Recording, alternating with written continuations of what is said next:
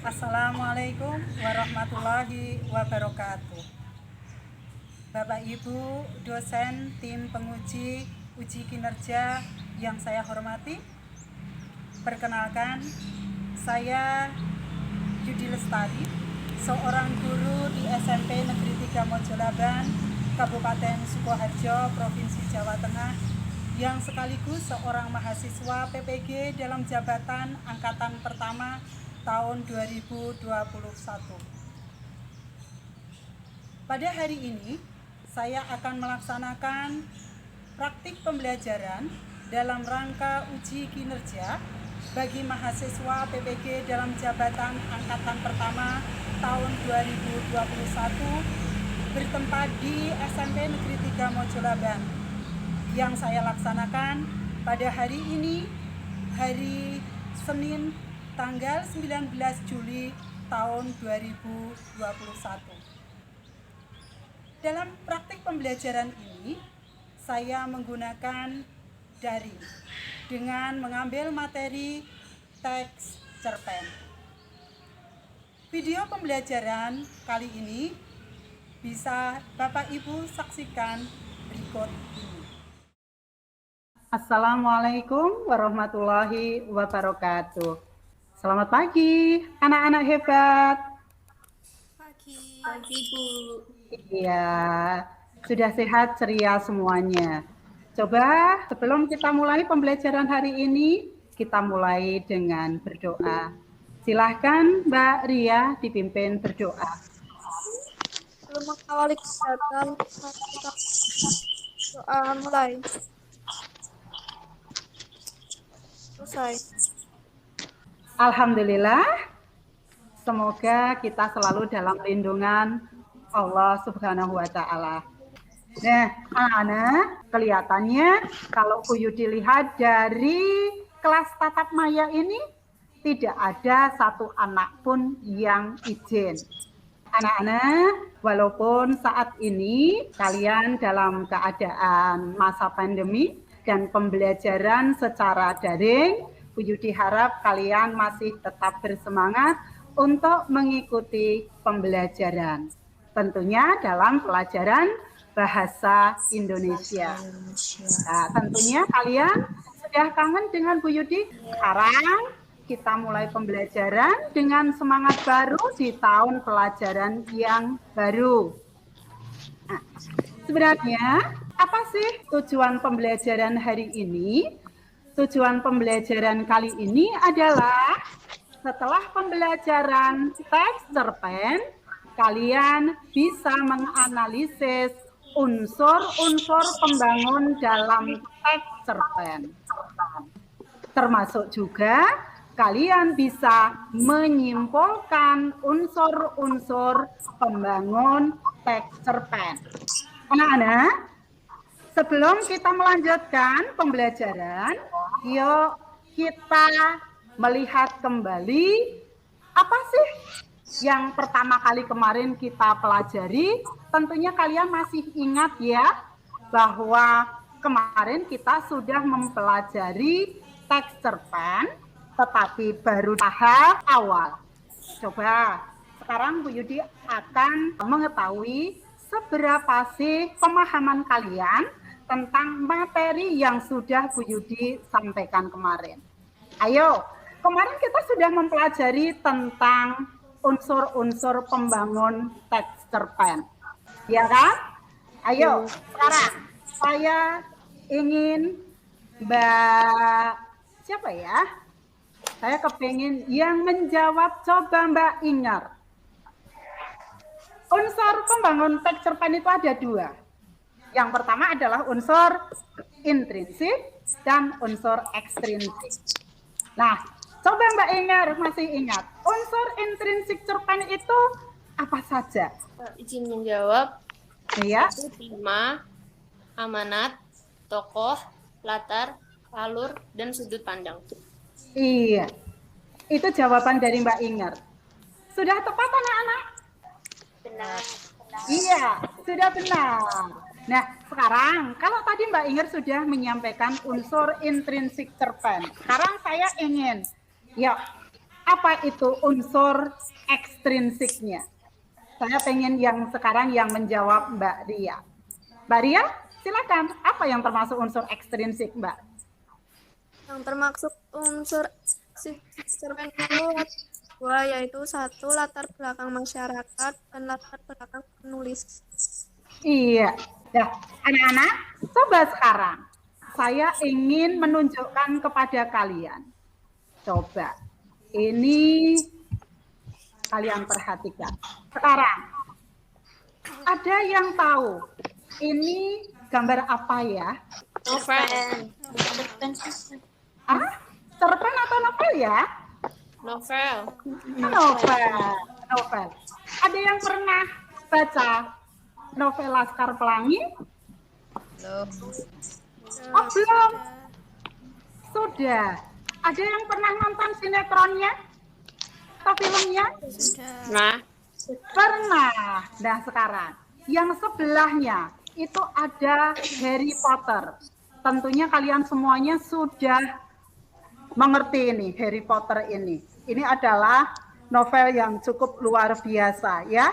Ada yang sudah pernah nonton filmnya? Sudah. Bagus enggak? bagus.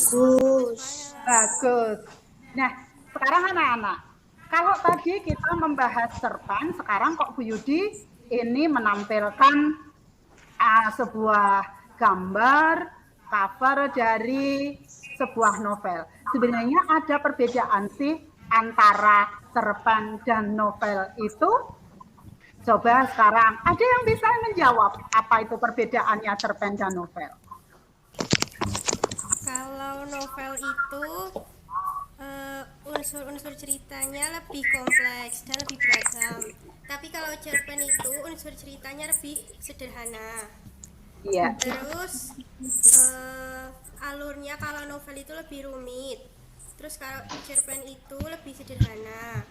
Dari jumlah katanya kalau novel itu minimal 35.000 kata, kalau cerpen maksimal 10.000 kata. Sekarang kalian sudah mengetahui ada perbedaan antara cerpen dan novel. Nah, kita tidak akan membicarakan tentang novel. Kita konsentrasinya adalah ke cerpen. Coba kalian perhatikan video berikut. Pembacaan cerpen Hadiah Terakhir untuk Ibu. Karya Novita Triputri Hastoni. Namaku Sarah. Aku gadis yang begitu menyayangi sosok ibuku. Kini aku hanya hidup bersama ibu karena ayahku telah pergi meninggalkanku beberapa waktu yang lalu. Waktu itu perasaanku sangat terpukul sekali karena kepergian ayah. Kini, perasaan yang sama mulai kembali kepadaku. Aku begitu lemas duduk di ruang tunggu UGD. Ketika mendengar kabar kalau ibu masuk ke rumah sakit. Keesokan harinya, sebelum aku berangkat ke rumah sakit, tak sengaja mataku terpandang ke kalender di sudut dinding kamarku. Ternyata hari ini adalah tanggal 21 Desember. Dan besok merupakan tanggal 22, di mana memperingati Hari Ibu. Ya ampun, aku hampir lupa. Besok kan Hari Ibu. Tanyaku dalam hati. Aku harus segera membeli sebuah kue kesukaan ibu. Setelah selesai membeli, aku melanjutkan perjalananku ke rumah sakit. Selama di perjalanan, aku tersenyum bahagia dan membayangkan betapa senangnya ibu ketika aku hadiahi kue kesukaannya di hari ibu ini. Tak pernah lupa aku selipkan doa senantiasa untuk menjaga dirinya. Seketika, aku terjebak macet. Akhirnya, aku sampai di rumah sakit pukul 22.30. Aku perlahan masuk ke ruangan. Karena lelah akibat perjalanan, aku tertidur di samping ibu. 1 jam kemudian aku terbangun dan sedikit terkejut ketika melihat jam di dinding telah menunjukkan pukul 23.30. Aku bergegas menyiapkan kue yang telah aku bawa tadi.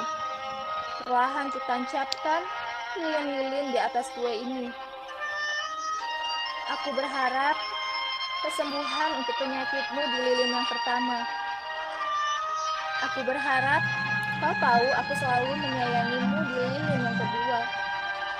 Di lilin yang ketiga, aku ingin suatu saat nanti ibu melihat aku berhasil dan sukses. Dan di lilin yang terakhir ini, aku ingin membahagiakanmu dengan segala kemampuanku. Ucapku sedikit terharu dengan tetesan air mata yang jatuh dari mataku. Pukul 00.05, seisi ruangan tampak ikut bersedih. Aku hanya bisa menatap dengan tatapan kosong ketika kulihat wajah ibu menjadi pucat. Aku tak tahu apa yang tengah aku pikirkan. Tiba-tiba, aku menyanyikan lagu untuknya. Kasih ibu kepada beta tak terhingga sepanjang masa. Mungkin hanya ini yang bisa aku persembahkan untukmu, Bu. Aku tak mampu melanjutkan lagu ini hingga akhir. Hanya air mata yang sanggup menggantikan lirik-lirik lagu itu. Tepat pukul 00.15, ibuku menggenggam erat tanganku dan menarik nafas dalam-dalam. Aku baru sadar kalau semua ini adalah pertanda bahwa ibu akan meninggalkanku selamanya. Tak mampu lagi aku tahan air mataku yang meluncur deras jatuh dari mataku. Tangisku begitu kuat saat ku pandang wajah ibu. Ternyata ibu sudah tenang dan meninggalkanku untuk menghadap Sang Pencipta. Ya, anak-anak, kalian sudah memperhatikan pembacaan cerpen tadi dengan baik. Yo, sekarang jangan terbawa oleh video tadi. Kalau kalian perhatikan bahwa video tadi pembacaan sebuah cerpen, kalian tentunya tadi sudah menyampaikan bahwa dalam sebuah cerpen itu ada unsur-unsurnya. Sekarang saya mau tanya, dari pembacaan cerpen dalam video tadi, ada unsur intrinsik yang terdapat di dalamnya. Saya mau tanya, Mas Arifin, siapa ya tadi tokoh dalam cerpen tadi? Sarah. Iya, Sarah. Sang ibu. Ibu. Dokter. Iya, dokter. Ada perawat. Iya. Jadi dalam suatu cerpen itu atau suatu cerita itu pasti ada tokohnya. Kalau tidak ada tokoh berarti tidak ada cerita. Nah, setiap tokoh itu mempunyai watak.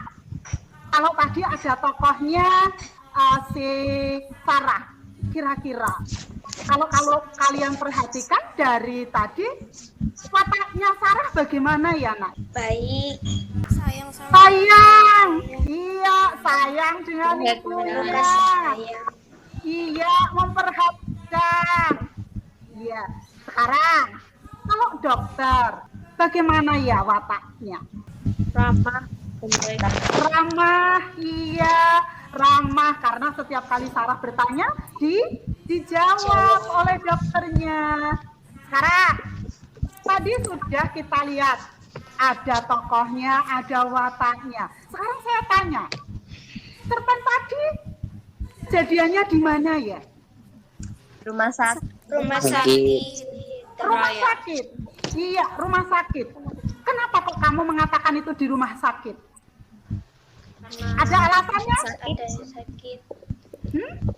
Ibunya sakit. Ibunya sakit. dirawat di UGD. Jadi kalau UGD itu menunjukkan kalau itu di rumah sakit. Iya. Terus saya sekarang tanya, suasananya bagaimana tadi? Suasananya Menyedihkan. iya, menyedihkan. Kenapa kok menyedihkan? Karena ibunya sakit. Iya, karena ibunya sakit, maka suasananya menyedihkan. Sudut pandang yang dipakai oleh pengarang dalam menceritakan cerpen tadi menggunakan sudut pandang orang keberapa?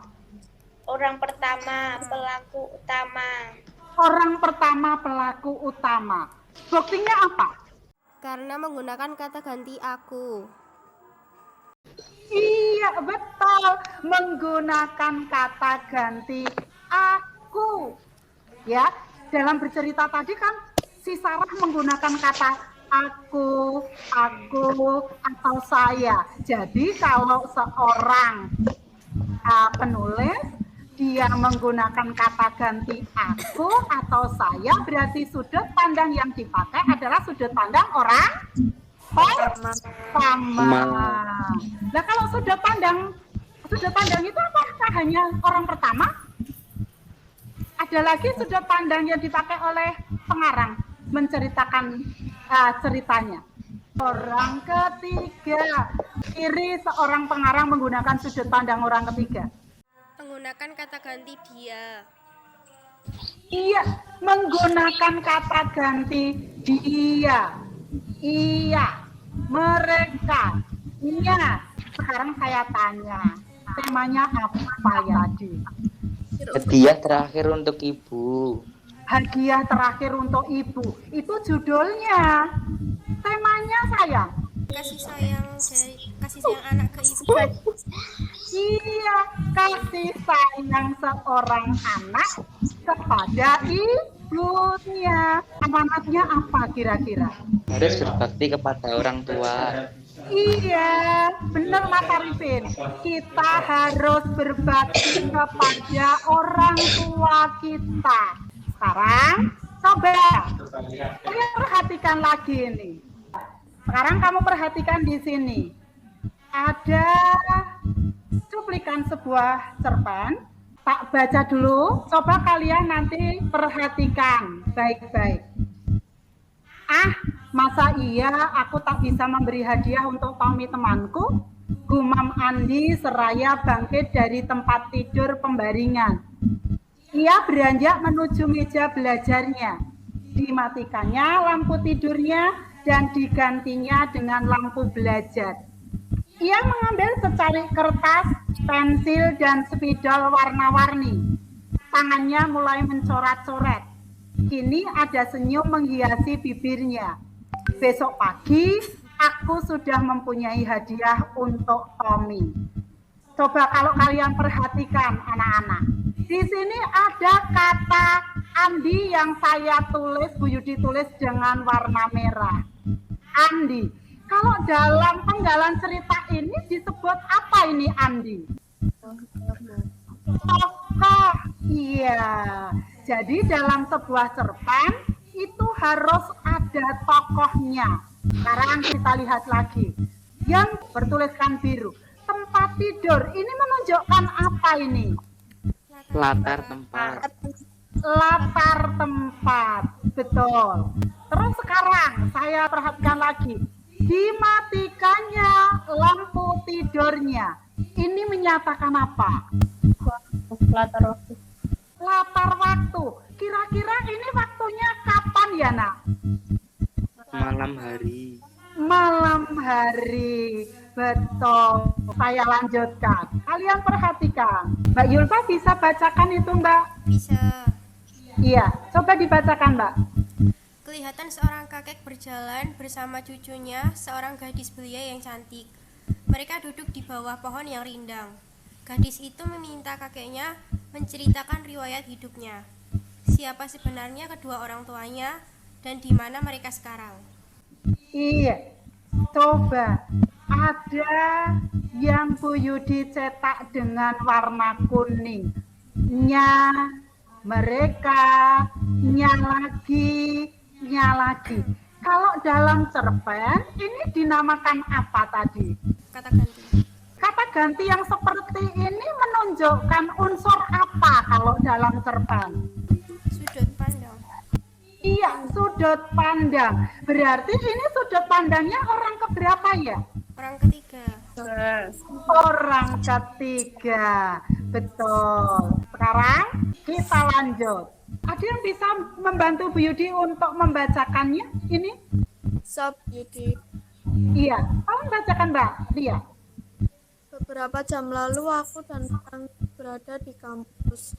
Kami mengobrol banyak hal yang berujung pada ajakan untuk ikut dalam touring komunitas geng motornya. Ayolah Bud, ikut aku keliling-keliling naik motor, jalan-jalan, ajaknya. Boleh saja, tapi kan kita masih punya tugas kuliah, Frank. Besok-besok aja hari Sabtu atau Minggu. Iya. Kalau kalian perhatikan di sini ada yang tulisannya Bu Yudi cetak warna merah. Beberapa jam lalu. Ini menunjukkan alur atau plot. Iya kan? Sekarang, kalau ada beberapa jam lalu, berarti ini alurnya menggunakan alur apa ya? Ada yang tahu? Regresif atau mundur. Iya, alur regresif atau alur mundur. Karena ini peristiwanya sudah berlalu. Baru diceritakan sekarang. Maka ini menggunakan alurnya alur mundur. Ternyata bisa kita simpulkan unsur intrinsik cerpen itu ada tema, ada tokoh dan penokohan, ada latar atau setting, alur, sudut pandang, gaya bahasa, dan amanat. Sekarang untuk LKPD, lembar kerja dengan materi yang Bu Yudi sampaikan, sudah Bu Yudi kirim di Google Classroom kalian dan di grup WA. Tentunya kalian sudah membaca, sudah memperhatikan. Sekarang berkaitan dengan LKPD yang sudah kalian terima, anak-anak, tugas kalian hari ini adalah mendiskusikan cerpen yang sudah Bu Yudi kirim di grup WA dan Google Classroom kalian. Untuk kelompoknya sudah kita bahas, kelompok 1 dan kelompok 2, kalian sudah siap untuk berdiskusi? Siap. Siap. Nah, sekarang caranya seperti ini. Untuk kalian berdiskusi, kalian tidak usah keluar dari Google Meet. Ya, untuk kelompok pertama, silahkan kalian nanti tetap di Meet ini. Sekarang, coba LKPD-nya kalian perhatikan. Untuk kelompok 2, silahkan mikrofon dan kameranya untuk ditutup. Ya, silahkan. Aku udah nemu temane kan kehidupan bermasyarakat. Terus tokohnya kan ada aku, kakak, sama ibu. Nah, aku kan wataknya baik. Terus kakak itu wataknya baik dan amanah. Terus ibu wataknya baik, penuh kasih sayang dan perhatian. Nah, terus latarnya itu apa aja? Kalian nemu apa? Latar tempat rumah dan jalan raya. Latar waktu pagi hari. Latar suasana menyedihkan. Menyedihkan. Terus alure itu campuran apa mundur tak tahu? Mundur. Terus sudut pandangnya orang pertama, amanatnya harus bersyukur kan? Arifin, Mbak Eva, dijawab itu. Sudah menemukan apa Mbak Ingat? Terus ada yang nemu gaya bahasa nih? Sudah Bu. Ada waktunya masih perlu enggak untuk berdiskusi? Sampun. Sudah. Kalau sudah, sekarang gantian kelompok 2. Ya, silakan kalian berdiskusi. Temanya adalah Temanya kehidupan bermasyarakat. Hanya itu ada kakak sama ibu. jalan raya. Latar Ah, waktu pagi hari. Latar suasana menyedihkan, Alurnya akan regresif dan atau mundur. sudut pandang yang digunakan menggunakan adalah ada yang amanat harus tetap bersyukur dengan apa yang telah Tuhan gariskan dalam hidup. Ya bahasanya komunikatif. Belakang masyarakat di pelosok kota Purbalingga menjadi alasan utama penulis dan cerpen tersebut. Latar belakang penulis masa kecil di pedesaan. kalau sudah, ada yang perlu ada waktu lagi, minta waktu kelompok 2? Tidak? Kalau tidak, saya cukupkan. Yuk sekarang semuanya kamera dibuka. Coba sekarang waktunya kalian untuk menyampaikan hasil diskusi kalian. Silahkan kelompok 1 mempresentasikan hasil diskusinya. Terus kelompok 2 nanti kalian mendengarkan, mungkin nanti dari kelompok 1 ada yang kurang disampaikan. Silakan kelompok 1. Terima kasih waktunya Bu. Di sini saya perwakilan dari kelompok 1 ingin menyampaikan hasil diskusi kami tentang unsur intrinsik dan ekstrinsik cerpen Aku Mengingatmu.